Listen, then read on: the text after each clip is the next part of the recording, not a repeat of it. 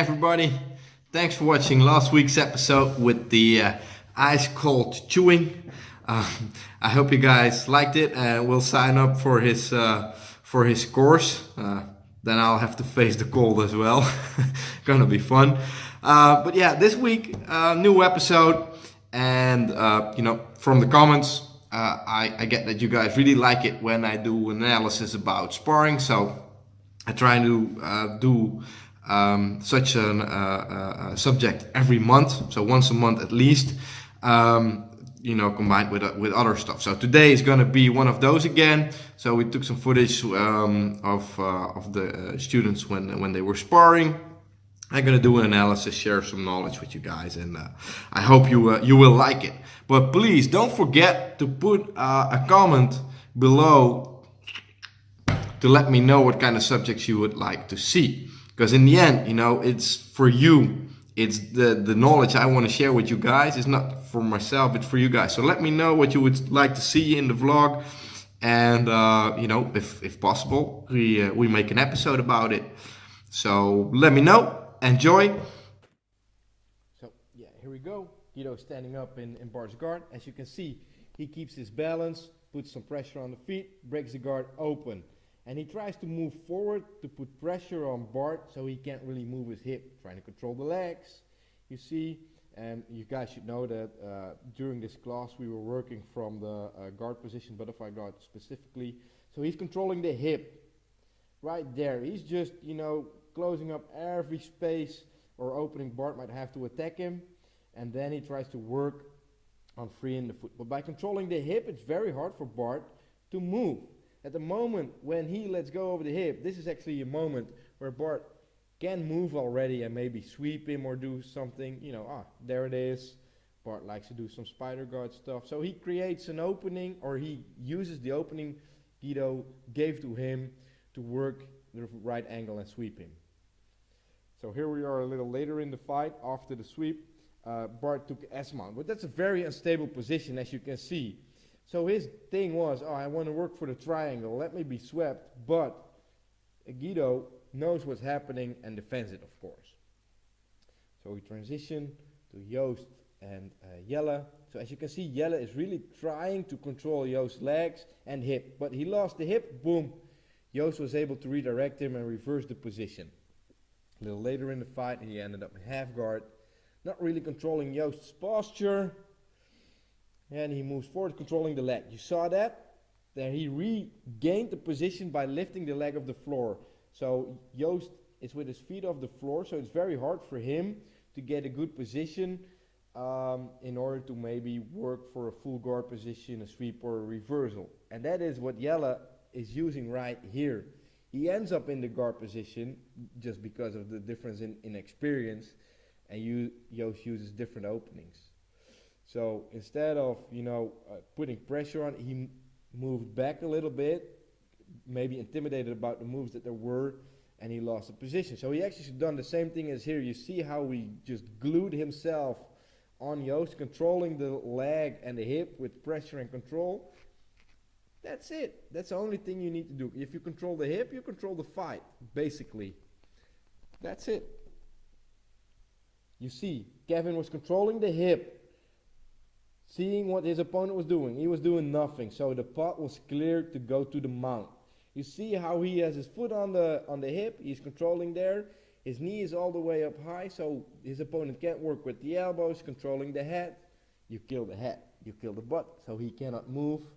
Right there, you guys see that he's giving the gi, setting something up. So from control, he gave himself the gi and went for a loop choke. That's a perfect setup from a controlling position. So now in this position, we're going to focus a little bit on what Bert is doing. He's on bottom. And for those who know, Guido is a guy, he's strong, a lot of pressure, has a very, very difficult game. So Bert chooses to close every gap there might be. Go into the fetus hold almost, balling up.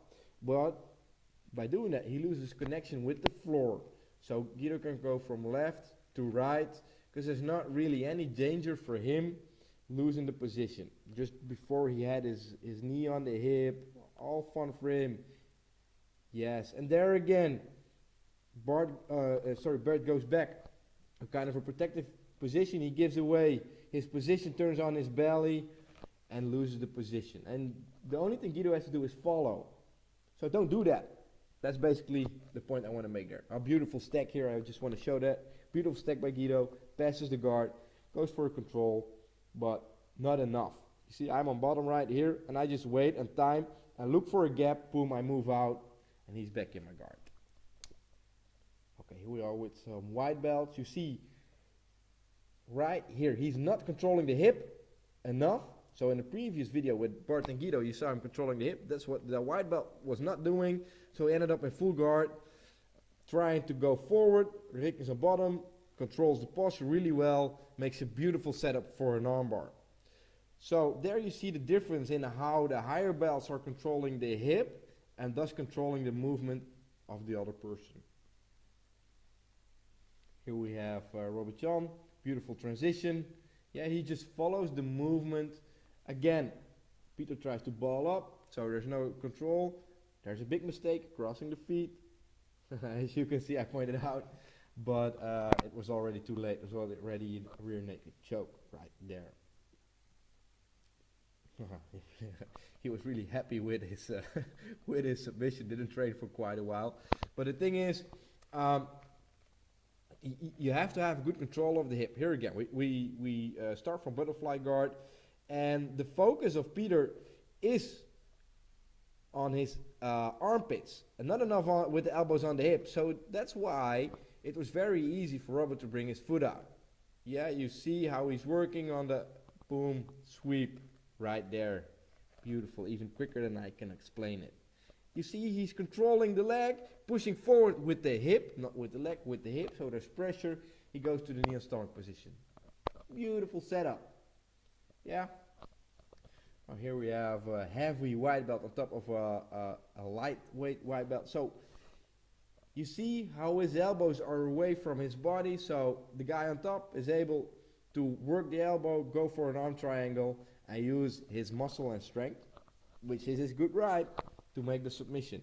If the guy on bottom, Simon in this case, would have held his elbows closed, it would have been a lot harder for the top guy to submit him, and maybe he could have escaped the mount position. So there's kind of classic mistakes there.